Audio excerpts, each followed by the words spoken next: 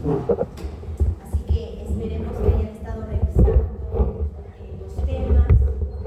Obviamente este fin de semana no hay pasito, es lógico. ¿Por qué? Porque ustedes se van a preparar para el examen de anatomía, pues por si acaso, no vaya a ser que por allí crean que la clase de su profesora les va a tomar pasito este fin de semana. Teóricamente están matando su comunidad de anatomía, por más que ocupe el 80% de su tiempo, siguen estudiando anatomía, ¿no? Pero bueno, como ya habíamos comentado, día viernes a las 7:30 de la mañana, por favor, nosotros damos bioquímica. Y en ese sentido, la clase anterior nosotros hemos quedado viendo la biosíntesis de fosfolípidos, cerebrósidos, y vamos a tocar así rápidamente lo que son los nucleósidos. Para ello habíamos visto que la molécula base era la esfingosina. Y cuando nosotros hablábamos de la esfingosina, hablábamos de una molécula de 18 carbonos que presentaba un grupo alcohólico primario, un grupo alcohólico secundario y el enlace en su cadena hidrocarbonato. Y te había comentado que cuando esa esfingosina recibe a una cisterasa, que es activado con la coenzima A, gracias a una aciltransferasa nos va a dar como producto la ceramida. Ya habíamos hablado de esa molécula, que gracias a esta molécula que ya presenta siquiera un ácido graso en su estructura, puedo pensar en la biosíntesis de esfingolípidos. Y dentro de esos esfingolípidos está nuestra querida esfingoproteína. Espero que hayan revisado, como ya habíamos comentado el día de ayer, su importante presencia en la estructura de esas vainas de mielina. ¿Cómo es que esta molécula va a favorecer un buen funcionamiento de esta estructura y que es fundamental principalmente en el desarrollo del ser humano? Es por eso que cuando se habla del desarrollo se piensa en los ácidos grasos que lo puedan conformar, también para crear las bases, como es el caso de esfingosina o de nuestro glicemia. Si queremos comparar la construcción de estas moléculas, hemos mencionado que principalmente participan las transferasas. La primera transferasa, que es nuestra aciltransferasa, esfingosina aciltransferasa, y luego vamos a tener a dos transferasas más, dependiendo de la molécula que quiera construir. Si la ceramida me sirve de base para la construcción de la esfingomielina, voy a necesitar a la enzima conocida como ceramida colina fosfotransferasa. Y para ello, si es que lo pueden reconocer, necesito a la colina en su forma activa, pegada a nuestro nucleótido, que ya estamos viendo su importante participación en el metabolismo de lípidos, citidina. La citidina trifosfato ha tenido que activar a la colina para formar CDP-colina, y esta CDP-colina va a ser mi molécula base para construir a la esfingomielina. En el caso de los cerebrósidos, que tú los tienes en tu parte inferior, también voy a necesitar otra transferasa, pero esta transferasa va a captar a nuestros monosacáridos unidos al UDP. Y si tú te acuerdas, hasta para la síntesis de glucógeno, nosotros necesitábamos a ese nucleótido para ayudar a nuestra glucógeno a reconocer al azúcar que tenía que captar. Entonces se podría decir de manera resumida que el nucleótido de citidina participa en el metabolismo de lípidos, mientras que el nucleótido de gliadina va a estar más ligado, no único, pero más ligado a lo que es el metabolismo de carbohidratos. En ese proceso, entonces, tenemos este resumen, que como lo puedes observar, nuestra fosfatidilcolina, esa lecitina en forma de fosfolípido, le puede donar la cabecita polar a la ceramida para de esa manera construir esfingomielina. Mientras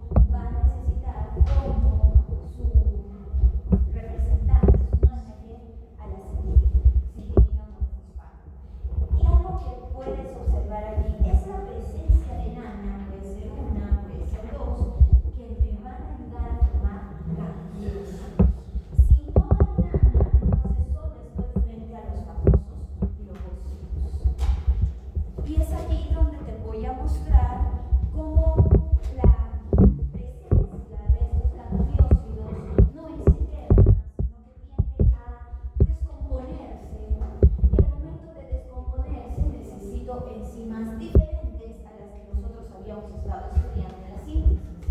Cada una de ellas encargada de remover alguna molécula que constituye este gangliosida. Casi siempre se empieza desde la bolita, el monosacárido más trabajado de toda la estructura. En este caso tenemos gangliosidos constituidos por 5 compuestos polares pegados a la ceramina, y para ello el primero que va a ser retirado es la bolita de galactosa. ¿Quién se encarga de retirar a este monosacárido? La galactosidasa. Y oh sorpresa, la deficiencia de esta primera enzima que está atacando al gangliósido puede darme una enfermedad conocida como gangliosidosis o GLD. Eso significaría que voy a empezar a acumular gangliósidos en mis tejidos sin poder eliminarlos, lo cual va a traer una gran variedad de problemas, desde problemas a nivel del sistema nervioso o hepático o general. Por otro lado, una vez que se ha retirado ese primer monosacárido, seguimos atacando a la estructura y vamos a cortar el enlace que une a la N-acetilgalactosamina. ¿Quién se va a encargar de retirar a esta N-acetilgalactosamina? Como lo puedes leer allí, una isosa amidinasa. Esta, si es que se encuentra ausente o deficiente, va a llevar a enfermedades. Una de las más conocidas es la enfermedad de Tay-Sachs. Y más adelante tenemos una pequeña descripción. Sigo con mi degradación. Ahora me tocaría retirar a la molécula de nana. ¿Quién se encarga de eso? La neuroamilasa.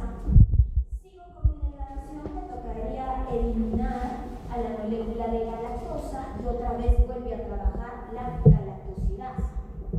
Sigo con mi degradación y tendría que remover a la glucosa que está pegada a la ceramina, y obviamente la enzima específica es la glucosidasa. La deficiencia de esa glucosidasa también va a mostrar, a manifestar una enfermedad muy conocida como la enfermedad de Gaucher. Acumulación de este tipo de estructura.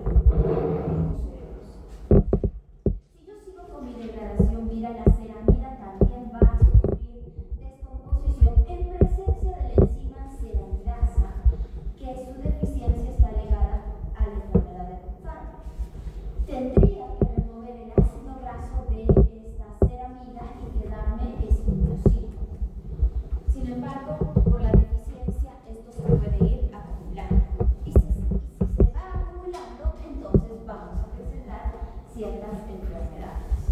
Como te había comentado, aquí hay una pequeña descripción donde mostramos esos acúmulos de moléculas poco degradadas, y puede dañar desde el sistema nervioso, el hígado, el vaso.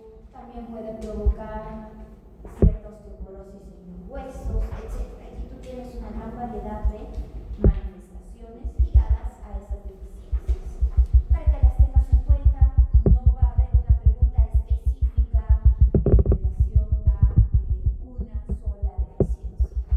Y aquí terminaría nuestro tema de biosíntesis de líquidos, saponificables, todos ellos han presentado como un ácido graso en sus comidas.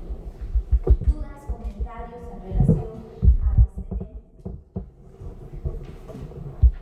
Entonces voy a continuar con mi tema de biosíntesis de colesterol, que ya lo tienes en tu aula virtual desde la semana pasada, si no me equivoco, y he tratado de resumir.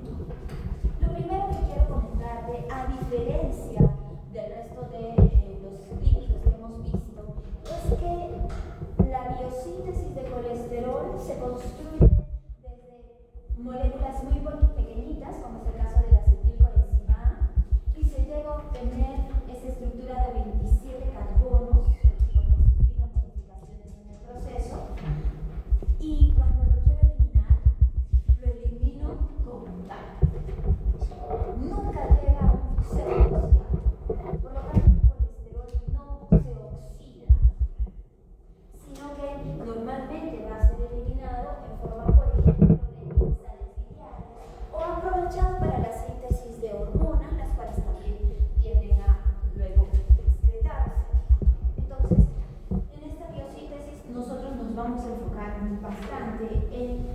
la construcción de esta molécula, mientras que sabemos que su eliminación se da casi sin pérdida de carbonos. Cuando nosotros hablamos de esta biosíntesis, se lleva a cabo en todos los tejidos. ¿Por qué? Porque todas las membranas van a necesitar cierta cantidad de colesterol. Sin embargo, nos enfocamos en dos de manera principal, como es el hígado y el intestino delgado. Tiene las enzimas distribuidas tanto en el citoplasma como en el retículo endoplasmático. Te vas a dar cuenta que en la última etapa de esta biosíntesis vamos a hablar de algo de 19 pasos que se llevan a cabo en el retículo endoplasmático. Y para poder construir a esta molécula, voy a partir de una molécula de acetilcoenzima A, su estado activado del acetato, que se tiene que transformar o que tiene que formar a los famosos isoprenos. Como puedes observar, un isopeno es una molécula de 5 carbonos que va a presentar por allí dobles enlaces y que pueden añadirse repetitivamente hasta la construcción de una molécula más grande que luego se pueda ciclar. ¿Listo? Ojo, nuestro colesterol presenta 27 carbonos. 27 carbonos distribuidos en 4 anillos, como los ves aquí, bien señalados, el famoso ciclopentano de hidrogenantreno, y una pequeña cadena lateral sin dobles enlaces. Sin dobles enlaces. ¿Por qué te estoy mencionando esto? Porque cuando nosotros veamos la construcción de esta molécula, vamos a llegar a ciclarla, pero tenemos que cambiar si es que hay o no hay dobles enlaces en las posiciones correctas. Y como puedes observar, nuestro colesterol presenta solo un doble enlace en el anillo B entre la posición del carbono 5 y 6.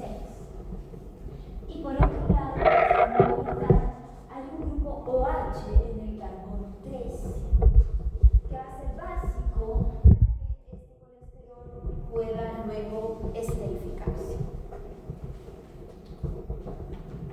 Empecemos con la síntesis. Yo te voy a traumar, para serte sincera, con esta diapositiva. Te voy a explicar, y esto que no está todo, no está paso a paso, está de manera resumida, sobre todo en las últimas reacciones. Paso a paso esta síntesis de colesterol, y luego vamos a ver cómo se van a ir agregando estas reacciones en 5 etapas.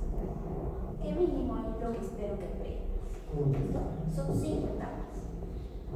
Empezamos con la condensación de 2 moléculas de acetilcoenzima A nivel citosólico de nuestros varios tejidos. Obviamente en presencia de una sitiasa o tiolasa, que puede catalizar la reacción reversible. Y como puedes ver, voy a usar el corte del enlace de la coenzima A de una de esas moléculas para poder promover la condensación de 2 carbonos de cada una de ellas a una molécula que va a presentar 4 carbonos en su forma activada. Acetoacetilcoenzima A. Este acetoacetilcoenzima A va a ser atacado por una tercera molécula de acetilcoenzima A en presencia de una enzima hidroximetilglutarilcoenzima A sintiasa.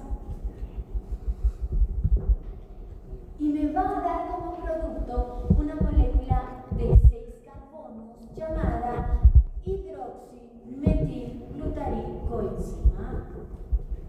No sé si te suena. Exacto. Es la primera parte de la síntesis de cuerpos cetónicos. Si tú te acuerdas de esa vía de reducimiento, empezábamos con 2 moléculas de acetil, las condensábamos y luego venía una molécula más y se formaba ese HMG-CoA. Y aquí es donde viene la diferencia. ¿Por qué? Porque ese HMG-CoA a nivel de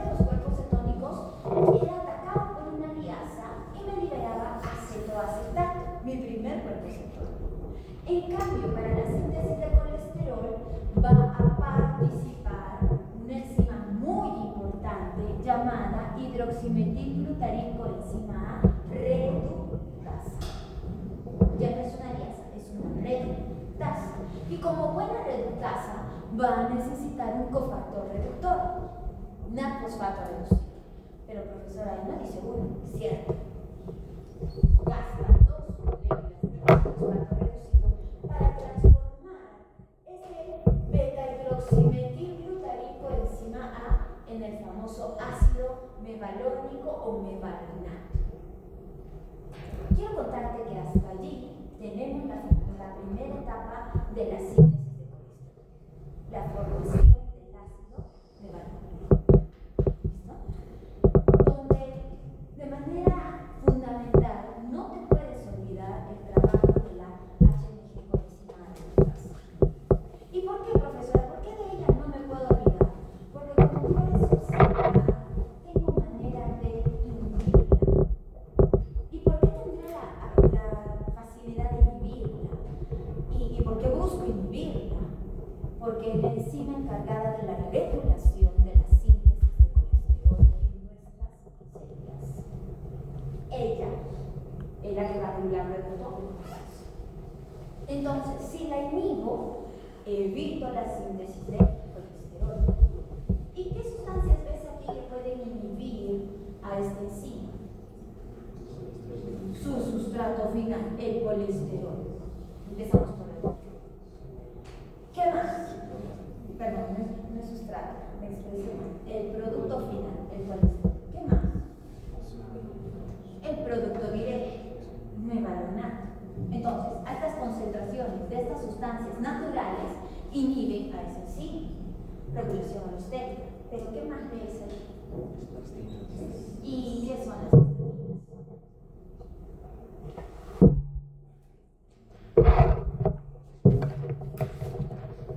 Son fármacos, son medicamentos. Son el famoso grupo que hasta el momento se utiliza para controlar el exceso de colesterol en personas hipercolesterolíticas. Estatinas. Y hay una gran variedad de estatinas. Acá solo te he puesto 2 nombrecitos muy comunes.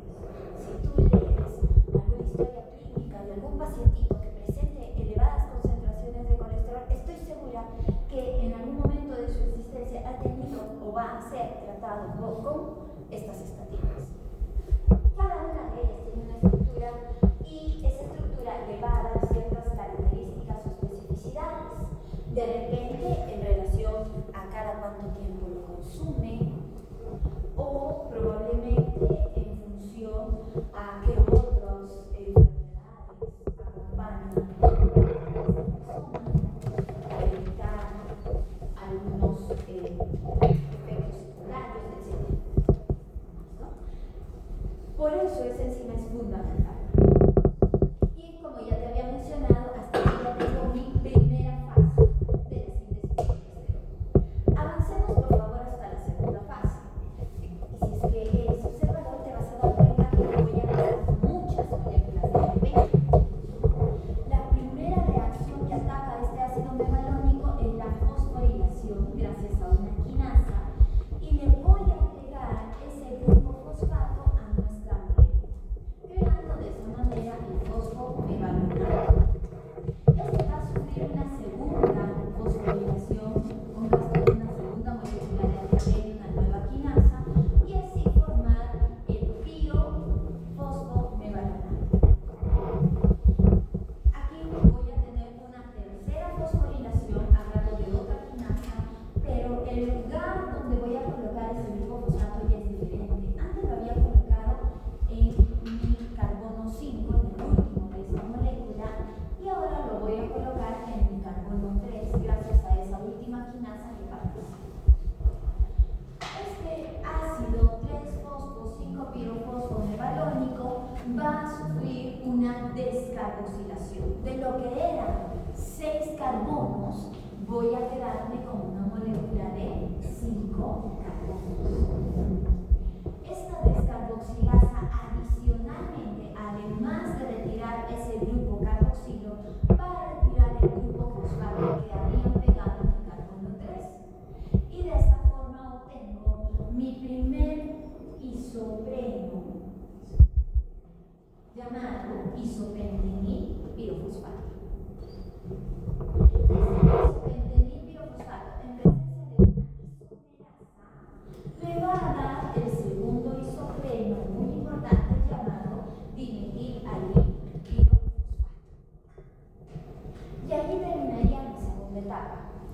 la formación de los isoprenos.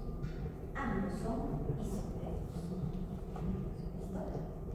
Y como te habrás dado cuenta, en esta segunda etapa tengo una gran variedad de quinasas y cada una de ellas gasta una molécula de ATP y finalmente participa una descarboxilasa que me va a integrar a estos isoprenos.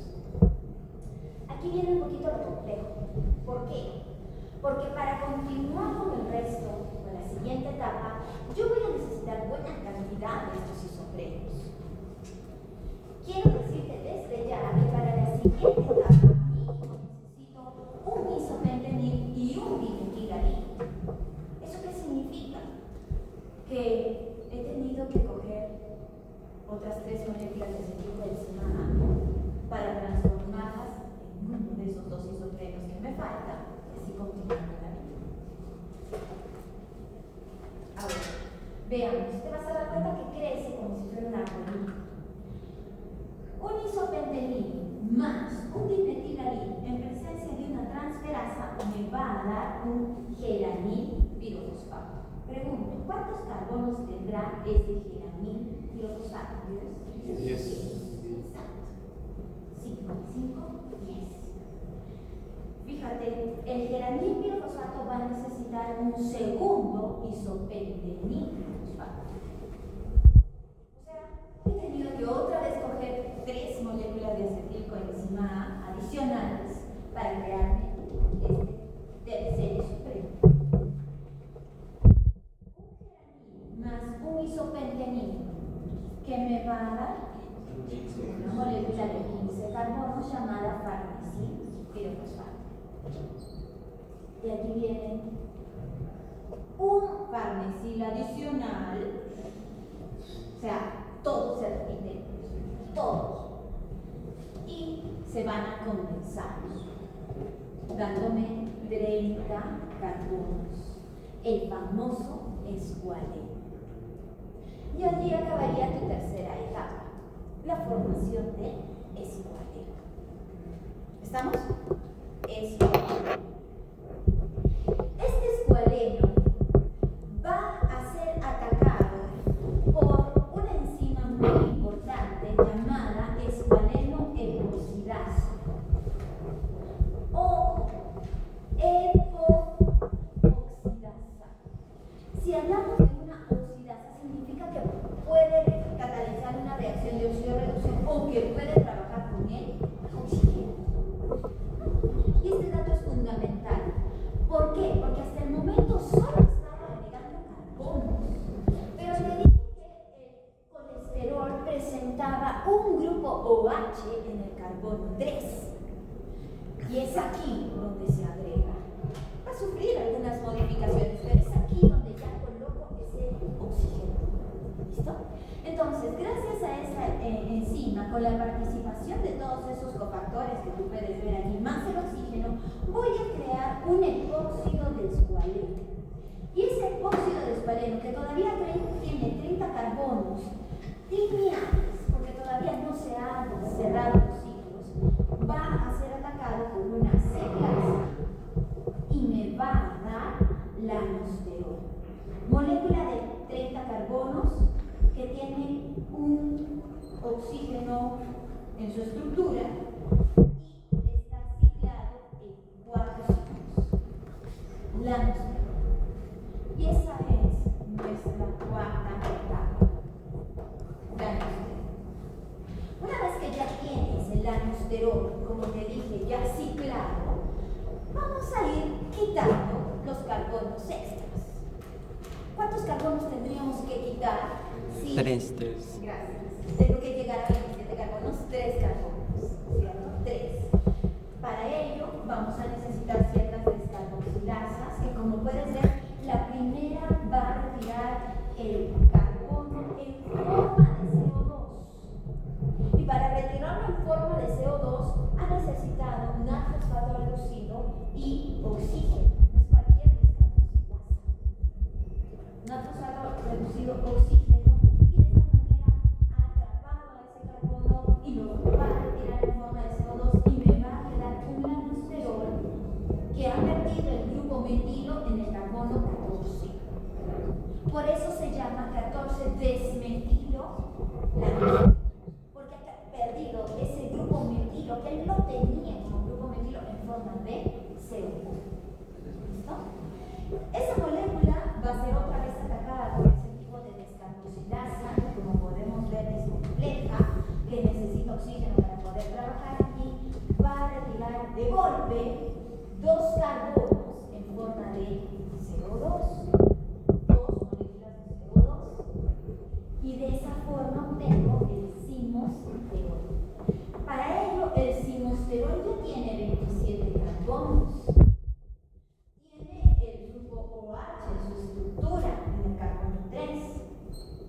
pero también tiene dobles enlaces en posiciones que no corresponden.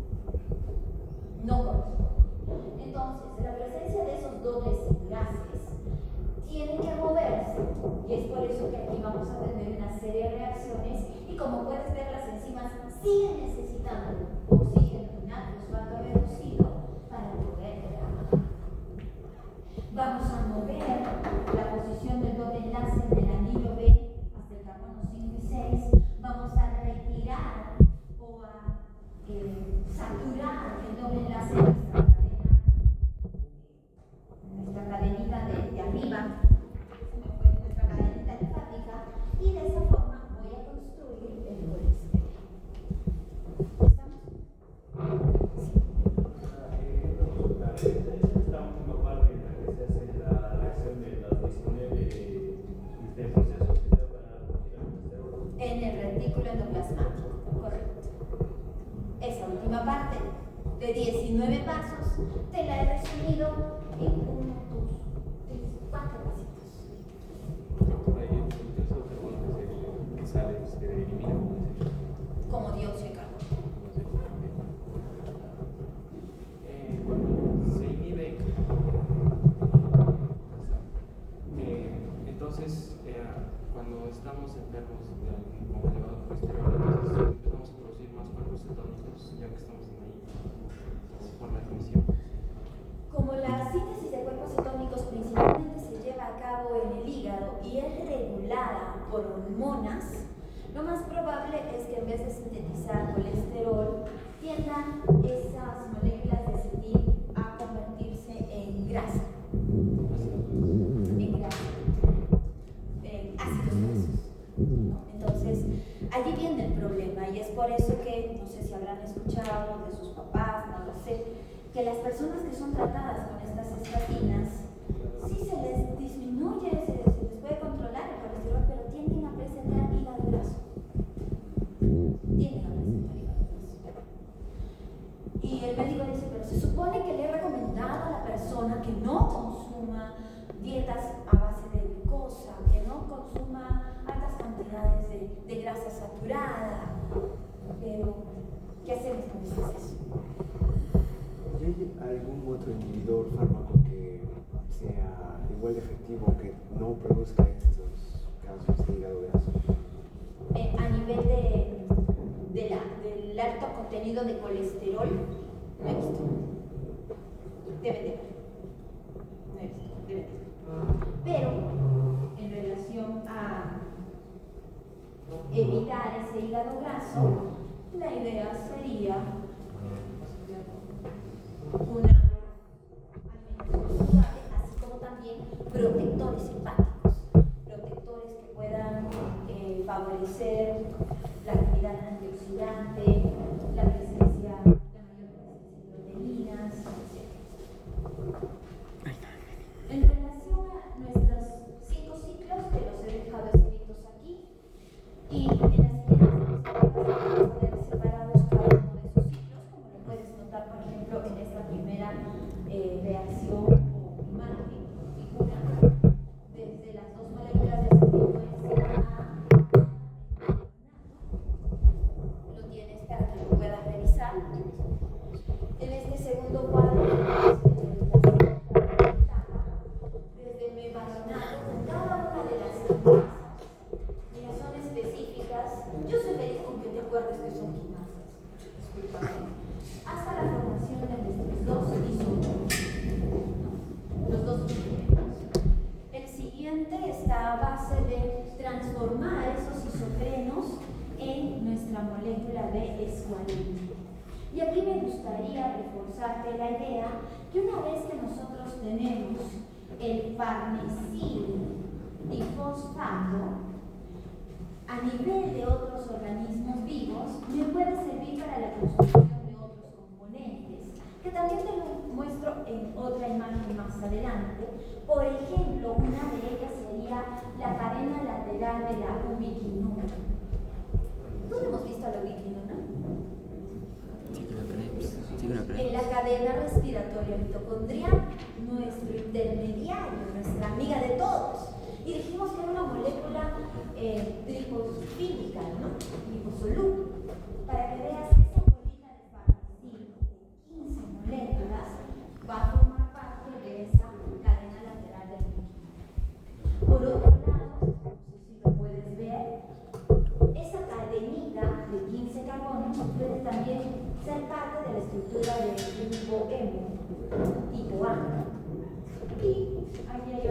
sustancia a nivel de los vegetales, que es muy importante. El farnesil, 2 moléculas de farnesil en presencia del escualeno sintetasa que necesitan natfosfato reducido, magnesio, para trabajar, va a liberarme la molécula de 30 carbonos conocida como escualeno. Mira ese escualeno, totalmente lineal, sin presencia de ningún oxígeno. ¿Para qué? Para que en mi última etapa, este escualeno, que nosotros lo veíamos lineal, mira, ya iba adoptando cierta forma de ciclo pentano, peridofenolitreno, cierta forma, pero todo está abierto todavía, va a ser atacado por nuestra epoxidasa.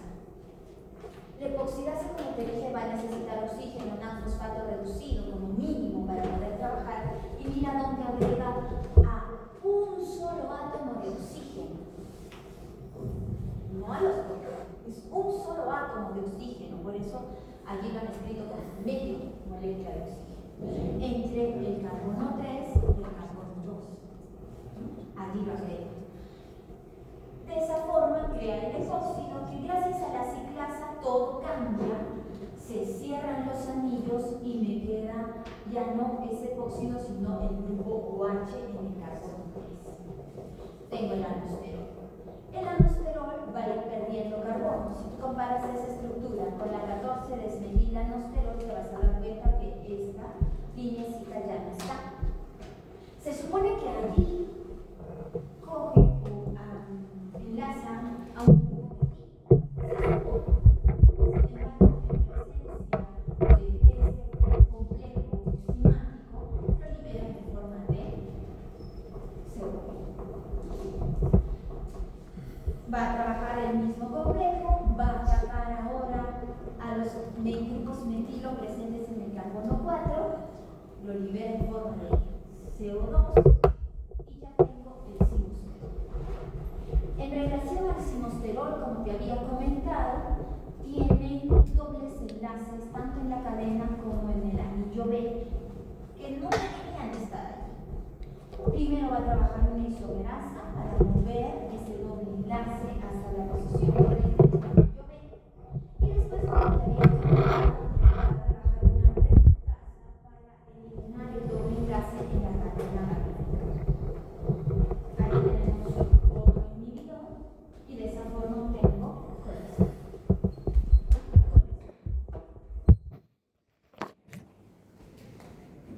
Ahora, ¿qué hago con ese colesterol? A nivel de otros organismos vivos, nuestra síntesis tiene ciertas desviaciones. Como ya habíamos visto, se forma el epóxido de escualeno en nuestras células animales.